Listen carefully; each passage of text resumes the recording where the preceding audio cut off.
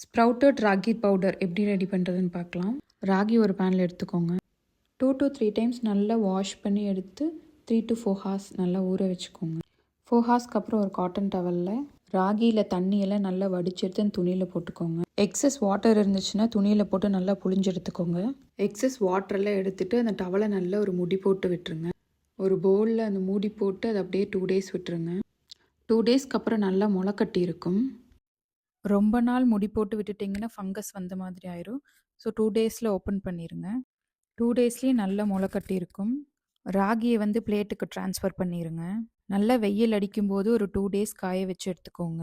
ஈரப்பதமெல்லாம் போய் நல்லா காஞ்சாதான் பவுடர் அரைக்கிற கரெக்டாக இருக்கும். நல்லா காய வச்சு எடுத்தோன்னே அதை வந்து ஒரு மிக்ஸி ஜாரில் போட்டு அரைச்சிக்கலாம். அரைச்சி வச்ச ராகியை நல்லா சலிச்சு எடுத்து வச்சுக்கணும். இந்த ஸ்ப்ரவுட்டட் ராகி பவுடரை நான் என் பையனுக்கு பிஸ்கட் செய்யும்போது ஆட் பண்ணிக்குவேன், சப்பாத்தியில் ஆட் பண்ணிக்குவேன், பேன் கேக்கில் ஆட் பண்ணிக்கலாம், வடை செய்யும்போது ஆட் பண்ணிக்கலாம்.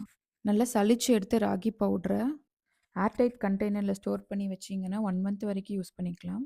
வீடியோஸ் பிடிச்சிருந்தா கண்டிப்பாக சப்ஸ்கிரைப் பண்ணிக்கோங்க. தேங்க்ஸ் ஃபார் வாட்சிங்.